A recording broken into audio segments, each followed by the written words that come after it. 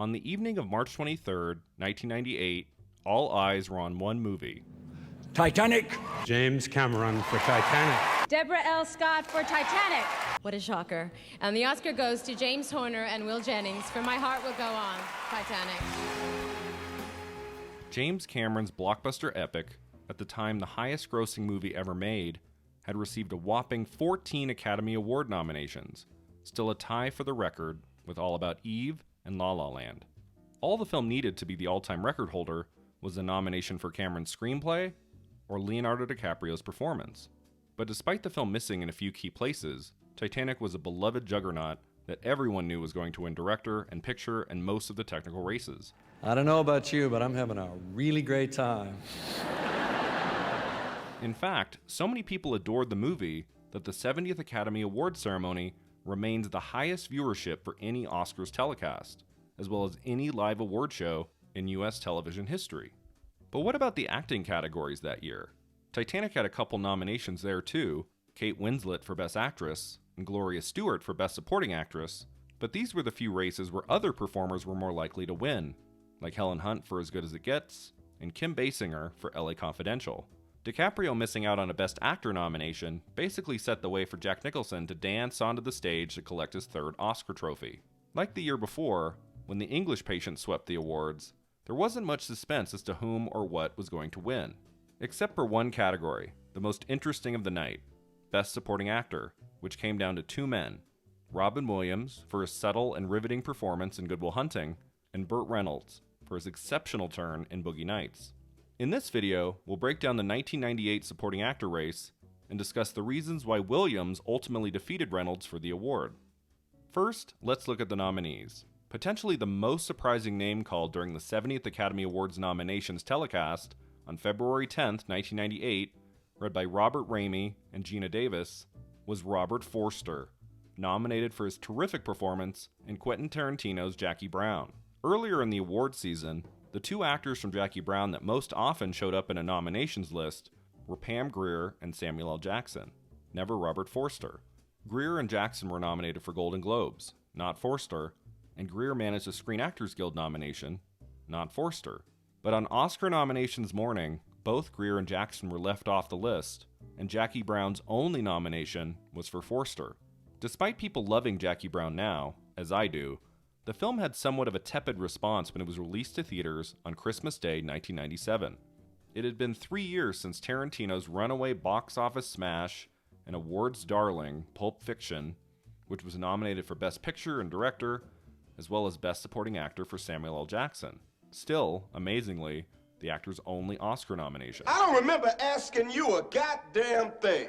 Tarantino won Best Screenplay for Pulp Fiction, but the Academy somehow found 10 better scripts to recognize for 1997, Jackie Brown not making the final cut. Thankfully, Jackie Brown, a rare film that seems to get better with every viewing, can go down in history as an Oscar-nominated film, because of Forster's sublime performance as the bail bond business owner Max Cherry, who Jackson's Ordell asked to release Grier's Jackie Brown from prison with the intention of eliminating her. You're really a bail bondsman? Well, who do you think I am? I showed you my card in there. This is one of my favorite Oscar nominations for an actor of the late 1990s, because it's one of the few that recognize subtlety, regret, and heartbreak. So many shots stay on Forster's face while he doesn't say a single word, and yet you can read through his expressions exactly what he's thinking. Forster, who passed away in 2019, has nearly 200 credits in film and television. His film debut in 1967's Reflections in a Golden Eye, starring Marlon Brando and Elizabeth Taylor. He was the definition of a working actor, one who didn't always show up in the greatest movies of the year, but always committed to his parts, no matter the questionable nature of the screenplays. Right before Jackie Brown, Forster's film credits included Maniac Cop 3 and the direct-to-video horror film Uncle Sam. Let's just say Forster really needed Tarantino to jumpstart his career, and his nomination for Jackie Brown did it in spades. His credits over the next 20 years better quality and more high profile. He was never going to win the Oscar that night, probably the least likely of the five due to the lack of love for Jackie Brown, at least at that time. The nomination was the win for Robert Forster, but in this case, it was a big, unexpected win of the highest order. For me, it was a life changer. There are times when in a life you say, I'm gonna pull for a good finish, and Quentin Tarantino gave me a shot at a good finish. The other actor who had zero shot at winning Best Supporting Actor that night was Anthony Hopkins for his performance in Steven Spielberg's Amistad. Again, the lower-than-low chance didn't have anything to do with Hopkins' performance in any way. His turn as John Quincy Adams absolutely brilliant. It had to do, like with Jackie Brown, with the Academy's and the critics' kind but unenthusiastic response to the movie. 1997 was to repeat for Spielberg what he managed to accomplish in 1993, a major popcorn event movie in the summer, plus an awards-friendly historical epic in the winter. To this day, it's still remarkable that Jurassic Park and Schindler's List came out in the same calendar year, and that on Oscar night in the spring of 1994, almost every award, big and small, went to either of the two films. That night had to have been the most rewarding for Spielberg in his long history with the Academy, years before missing out on director nominations for The Color Purple and Jaws. I didn't get it. I wasn't nominated. I got beaten out by Fellini. He tried to repeat that stellar year in 1997, with the releases of The Lost World Jurassic Park in May and Amistad in December. The problem was audiences didn't so much care for either film. The Lost World a moneymaker, to be sure, but not especially well liked, and Amistad a surprising commercial dud. It was expected to earn multiple Oscar nominations, but it only managed 4, for John Williams' score, costume design, cinematography, and Best Supporting Actor for Hopkins. He was the one piece of Amistad that was continuously recognized throughout award season, receiving nominations at the Golden Globes and SAG Awards, but never winning. His performance as the 6th President of the United States is by far the most memorable in Amistad. The speech he gives at the end, one of the film's shining moments. We have long resisted asking you for guidance.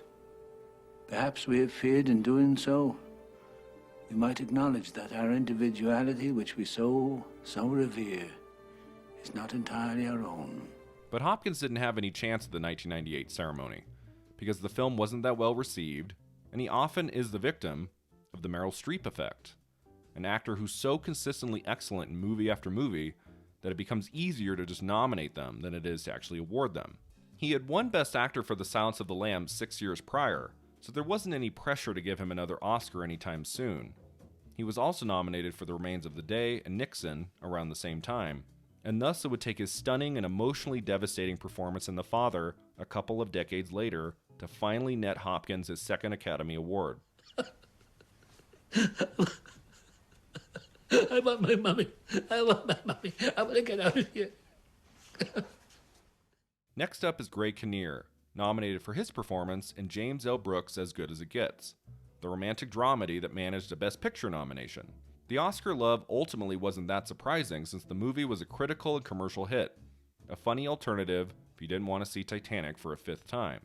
And Brooks had had success at the Academy Awards before, winning Picture, Director, and Screenplay for Terms of Endearment, and nominated for Picture and Screenplay for Broadcast News. Both of those movies featured Jack Nicholson, and thus it made sense for Brooks' last significant awards contender, As Good as It Gets, with Nicholson in the lead role, to be a major player in multiple Oscar races. Receiving 7 Oscar nominations total, As Good as It Gets was always viewed as more of an actor's movie than a director's movie, and so many looked to the acting races when predicting wins for this one. Jack Nicholson pretty much had Best Actor in the bag outside of a surprise victory for Peter Fonda, who had won Best Actor in a Motion Picture Drama at the Golden Globes for his performance in Yuli's Gold, and Helen Hunt seemed to be the favorite for Best Actress outside of a potential win for Judi Dench for her widely praised turn in Mrs. Brown. And then there was Greg Kinnear, nominated for his role as Simon Bishop, the gay artist's next-door neighbor who was assaulted and nearly killed during a robbery. Okay, then you listen to me. Truly no grudges, okay? Truly. I mean, it was a little odd that you didn't come and see me when you heard that I was hurt, but no, I don't even want to talk about it.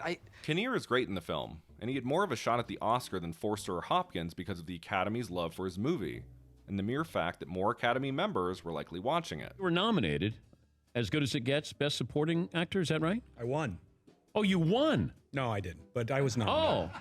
What likely hurt Kinnear's chances most of all was the lack of familiarity with him as a performer. His breakthrough film performance had come just 2 years before in the 1995 remake Sabrina, starring Harrison Ford and Julia Ormond, and his only other major roles before As Good as It Gets were in the little scene Dear God and A Smile Like Yours.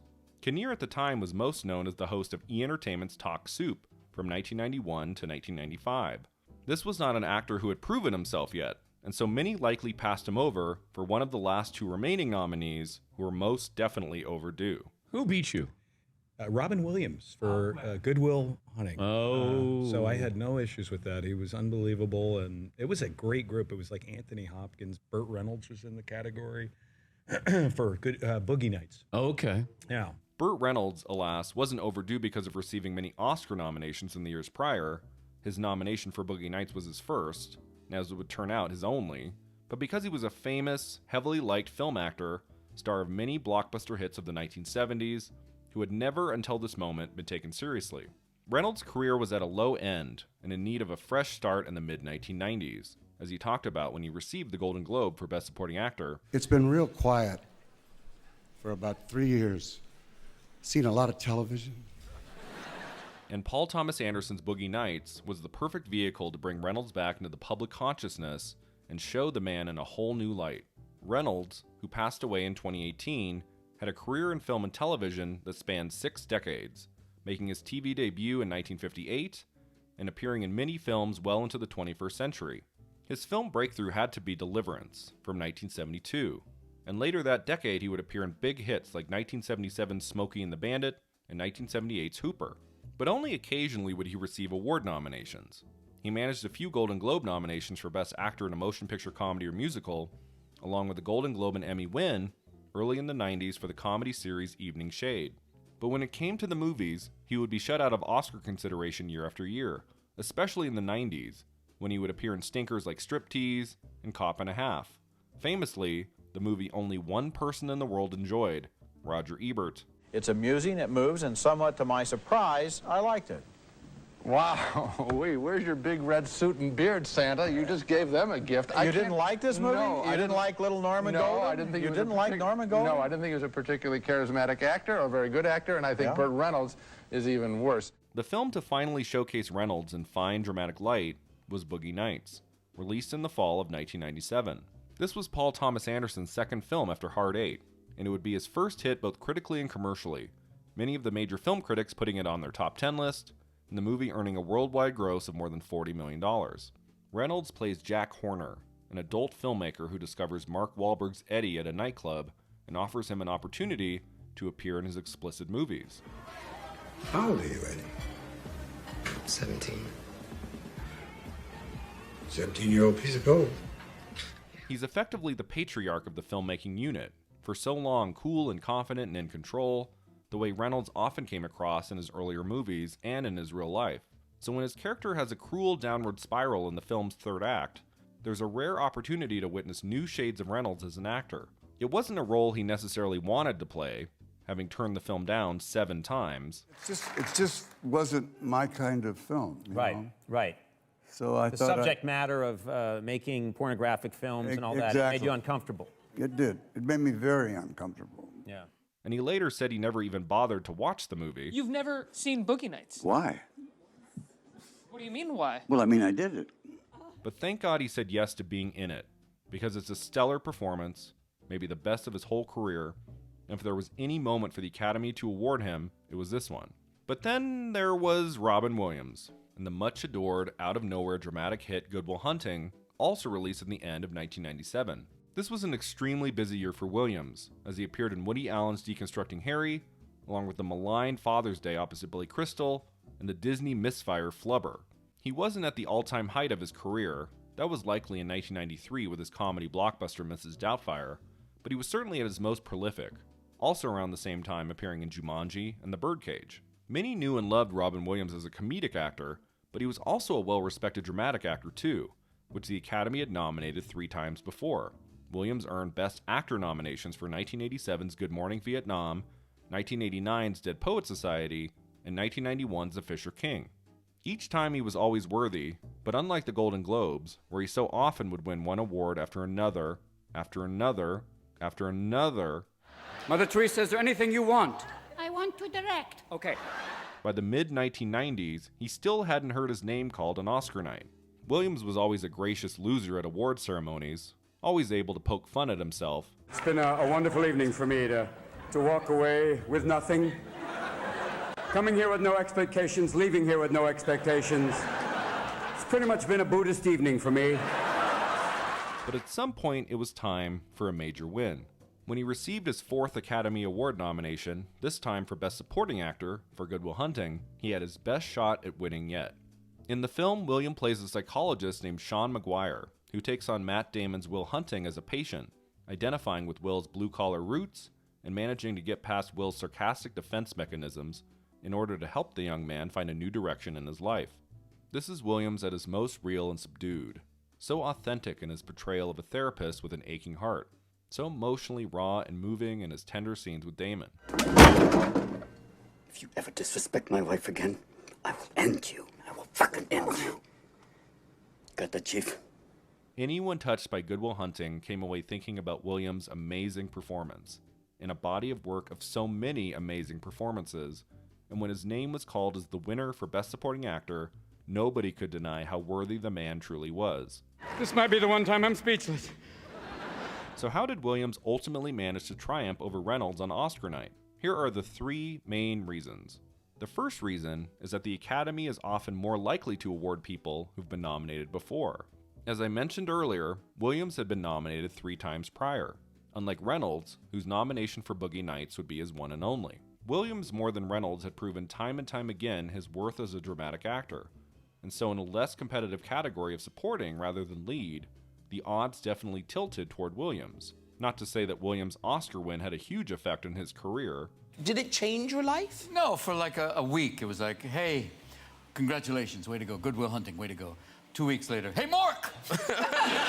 A win for Reynolds probably would have helped his career more, and if he had received even one prior Oscar nomination in lead or supporting for a highly regarded dramatic performance, there might have been more of a nail-biting race up until the finish line. Talking about somebody who should have won the Oscar.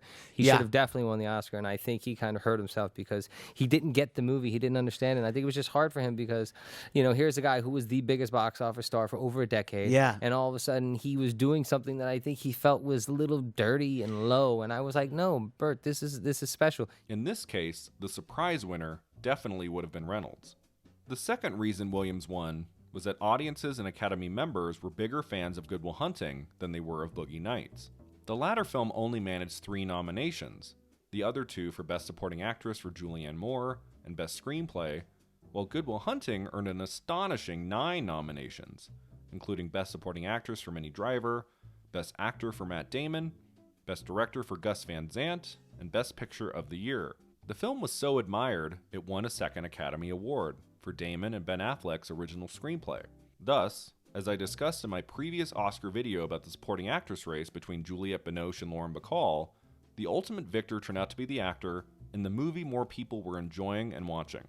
The third reason is that Good Will Hunting was a Miramax movie, and therefore it had Harvey Weinstein behind it, a man who in the 1990s believed year to year in everything Oscars, going above and beyond and spending astronomical amounts in advertising dollars to earn his movie's nominations and awards, which would lead a year later to Shakespeare in Love beating Saving Private Ryan in a shocking upset for Best Picture. But more on that race in the next video.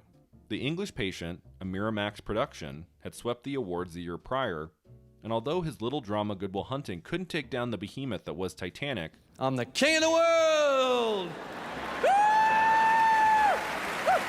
Weinstein could at least ensure some publicity by winning a couple of the smaller awards, Best Original Screenplay, Harvey Weinstein, who believed in us and made this movie, and Best Supporting Actor.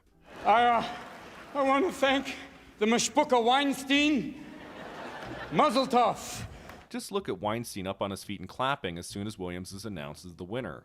I don't know exactly how he did it time and time again, but I would guarantee part of the reason Williams won this award was due to Weinstein.